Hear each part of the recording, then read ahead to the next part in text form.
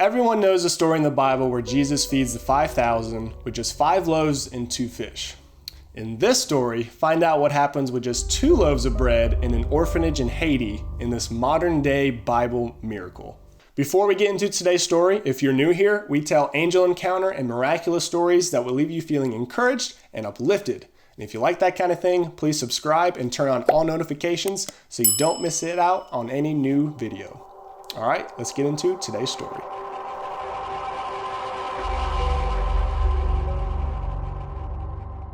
In 2015, a recent college graduate named Caitlin Boot courageously accepted God's calling to go to Haiti on a medical mission trip for 3 months. Because can you really call yourself a Christian if you don't go on a mission trip? I'm kidding. She thought what a blessing she could be with the help that she could provide for the Haitian people. So for the next 3 months, Caitlin would work with a team in mobile clinics just outside the capital of Port-au-Prince.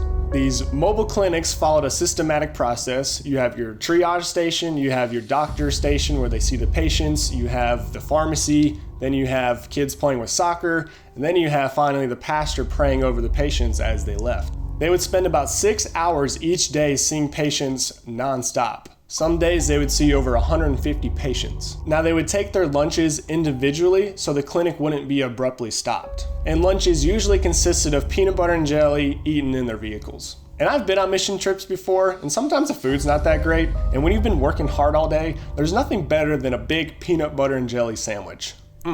Anyways, midway through Caitlin's 3-month internship, their medical pastor expressed concern for a couple orphanages in the Port-au-Prince area. They had received disturbing reports that these children were in need of dire medical attention. This news stirred a sense of urgency with the team, and they switched their schedules around to be able to go see these orphanages sooner. The first orphanage they go to left them shocked. They entered a large, concrete fenced courtyard. They were greeted by the directors and 80 children aged 2 to 16. Now, when a team would go to different villages, typically the children in that village would come running out from their homes, from their yards, screaming and yelling and excited to see the blonde, the white people, because they don't see them very often. But not at this place. It was the opposite. The kids did not come to greet them. It was eerily quiet. Caitlin and the team would try playing jump rope, throwing a ball with them, coloring, but none of them wanted to. They just wanted to be held. As team members cradled these kids in their arms, they began to notice the condition these kids were in. They were frail and skinny, and their bellies bloated from malnourishment. Caitlin holds one little girl, and she can feel every bony prominence in her back. They started their mobile clinic, and the translators began asking the children if anything was hurting them or if they didn't feel well. One after another, the children pointed to their bloated stomachs, or they said their tummies hurt. Well, once they noticed this trend, they asked the older kids why their tummies hurt and what made it better.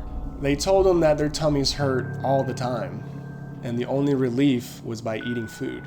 Well, so the next obvious question was, well, when was the last time you had any food? And they responded, Sunday. 4 spoonfuls of soup each. They were at that orphanage on Wednesday. The kids had not eaten any food in almost 3 days. In that moment, Caitlin and the team realized that these children were literally starving to death. There was such an uneasy, anxious, and nauseating feeling with every member of the team. And their hearts sank as they began to unravel the story of these children's lives here at the orphanage. Most of them had lost their parents in that devastating earthquake in 2010 that killed over 250,000 people. The older children had mentioned that there used to be more kids here, but some of them ran away, seeking better lives on the streets. As the harsh reality sank in, it was around lunchtime, and the resident nurse quietly told every person to eat their lunches individually and discreetly in their vehicles. As soon as everyone was done eating, there were 2 loaves of bread left, a half jar of jelly, and a half jar of peanut butter. The resident nurse turned to Caitlin and a friend and said, "Make as many sandwiches as quickly as you can." They figured they could make about 20 sandwiches with what they had left over, and they were going to cut each sandwich into fourths so that every child could have something to eat. So as quickly as they could, Caitlin and her friend started making sandwiches.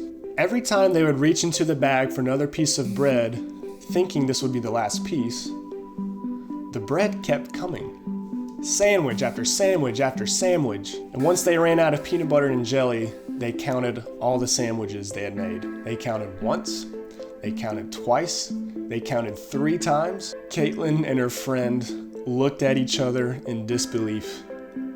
They had 80 full sandwiches. All 80 children were fed with those 2 loaves of bread. Well, Caitlin and the team were beside themselves. They were thinking it wasn't logically possible to make that many sandwiches with just 2 loaves of bread.